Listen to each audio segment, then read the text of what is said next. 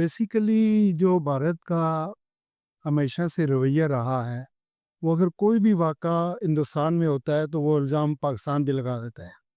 یہ جو واقعہ ہوا، یہ 22 اپریل کو یہ واقعہ ہوا ہے، اور یہ جو پہلگام ہے، یہ پاکستان کے بارڈر سے 400 کلومیٹر دور ہے۔ پہلی بات تو یہ ہے۔ دوسری بات یہ ہے کہ 9 لاکھ کے قریب بھارت میں جو ہے نا فورسز موجود ہیں، اور ان کا جو بیسک کام ہے اتنی فورسز رکھنے کا مقاصد کیا ہیں؟ اتنی فورسز رکھ کے اگر ان کی انٹیلیجنس اتنی کمزور ہے اور وہ یہ دیکھ نہیں سکتے کہ ٹیررسٹ اٹیک کہاں سے ہوا، اور صرف آسان کام انہوں نے سمجھا ہوا کہ پاکستان کو بلیم کر دیں۔ یہ پہلا واقعہ نہیں ہے، جب بھی کوئی ہندوستان میں واقعہ ہوا انہوں نے پاکستان کو بلیم کر دیا۔ اب یہ ان کا دوسرا معیار ہے، ایک تو پاکستان کو بلیم کریں، دوسرا ہمارے کشمیریوں کو تنگ کریں ناجائز۔ اس وقت تک 2100 کے لگ بھگ جو ہے نا کشمیری نوجوان انہوں نے گرفتار کیے ہیں اسی الزام میں۔ یعنی ایک طرف پاکستانی فورسز پہ الزام، دوسری طرف کشمیریوں پہ الزام۔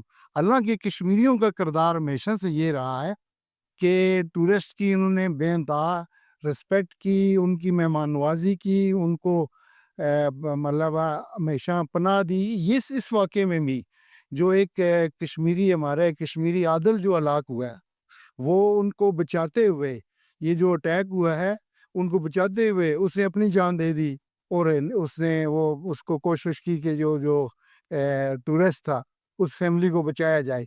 اور اس کے علاوہ بے شمار اس واقعے کے بعد کشمیریوں کا کردار یہ تھا کہ بے شمار لوگوں کو انہوں نے اپنے گھروں میں پناہ دی، ان کی حفاظت کی، ان کی مہمان نوازی کی۔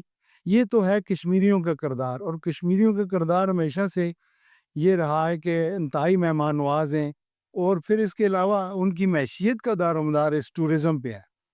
اب آپ کا جو سوال تھا وہ یہ تھا کہ پاکستان پہ الزام، یہ پاکستان پہ انہوں نے پہلی دفعہ یہ نہیں الزام لگایا، کوئی بھی واقعہ ہوتا ہے وہ پاکستان پہ الزام لگا دیتے ہیں۔ بیسیکلی یہ جو ہندو بنیہ ہے اس کا ہمیشہ سے مکروہ کردار رہا ہے، پاکستان بننے سے لے کر آج تک۔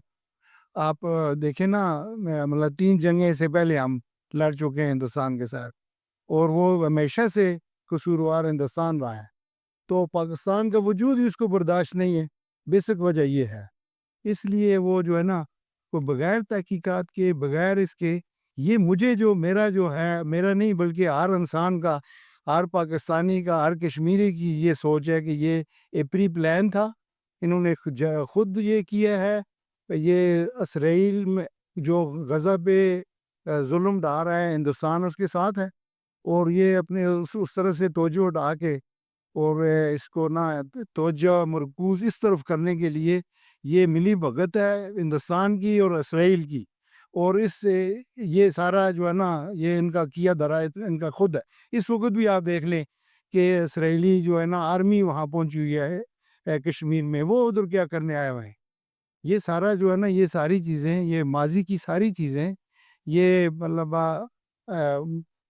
ان کا رویہ اس بات کا غماز ہے کہ یہ کیا دھرا ہے ہندوستان کا خود ہے۔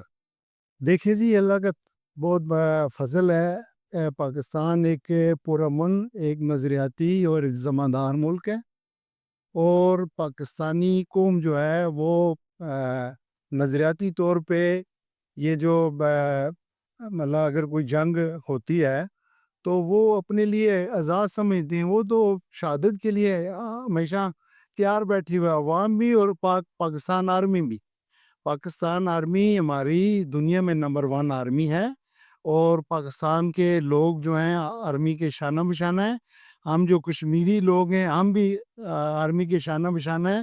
تو اگر ہندوستان اس قسم کی کوئی غلیظ حرکت کرتا ہے تو اس کو انشاءاللہ سبق مل جائے گا، کہ پہلے بھی اس کو سبق ملا ہے، اور اس کو سبق ملے گا کہ اس نے کس قوم کو للکارا ہے اور کس قوم کے ساتھ جنگ چھیڑی ہے۔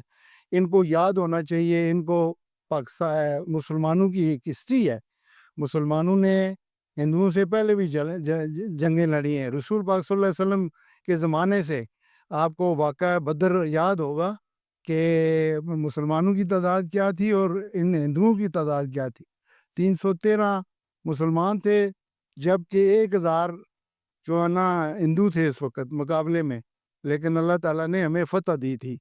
تو مسلمانوں کی ایک تاریخ ہے، مسلمان تو اپنے لیے یہ عزا سمجھتے ہیں، ہمیں تو ہمارا تو ایمان ہے کہ اللہ تعالیٰ اگر ہمیں موت دے تو شہادت کی موت دے۔ ہندو بنیا کیسے پاکستان کا مقابلہ کر سکتے ہیں؟ ان کی کیا جرت ہے؟ اگر وہ ایسا کریں گے تو انشاءاللہ پاکستان ان کی اینٹ سے اینٹ بچا دے گا۔